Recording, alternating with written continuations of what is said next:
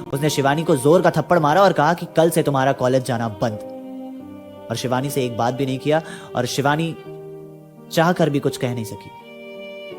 कुछ दिन तक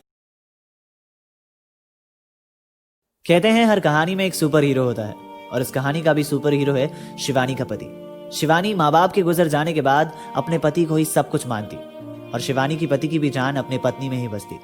शिवानी शादी के बाद भी हर रोज कॉलेज जाती और उसका पति हर रोज ऑफिस जाता। एक दिन जब उसका पति ऑफिस से आ रहा था तो उससे किसी व्यक्ति ने कहा कि तुम्हारी पत्नी हर रोज आइसक्रीम वाले की दुकान पर रुककर किसी लड़के के साथ आइसक्रीम खाती है।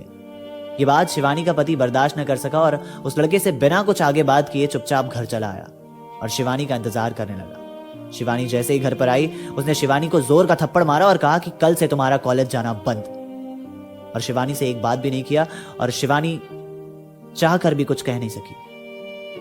कुछ दिन तक शिवानी शांत रहने लगी और हंसती खेलती शिवानी शांत रहने की वजह से बीमार पड़ गई। जब उसके अंदर उसके पति ने बदलाव देखा तो उसे डॉक्टर के पास ले गया तो डॉक्टर ने कहा कि आपकी पत्नी की मानसिक स्थिति खराब हो रही है। उसका पति कुछ न कह सका और शिवानी को घर पर वापस ले आया। करीब 4 दिन के बाद घर पर एक फटे पुराने कपड़े में एक लड़का आइसक्रीम लेकर आया। तो उसके पति ने पूछा कि तुम कौन हो? तो उस लड़के ने कहा कि भैया शिवानी दीदी ने मुझे बताया था कि ये उनका घर है और आज उनका जन्मदिन है, मैं उनके लिए आइसक्रीम लेकर आया हूँ। माँ बाप के गुजर जाने के बाद वो हर रोज मुझे मेरे मनपसंद के आइसक्रीम खिलाया करती थी, लेकिन कई दिनों से वो मुझे कॉलेज जाते हुए भी नहीं दिखती।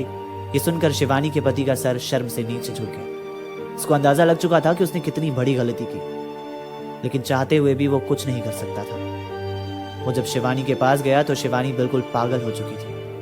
अर्थात जिंदगी में कभी कभी हम बिना बातों को जाने इतना जल्दी रिएक्ट कर देते हैं कि बाद में हमें पछताने के अलावा कुछ नहीं मिलता।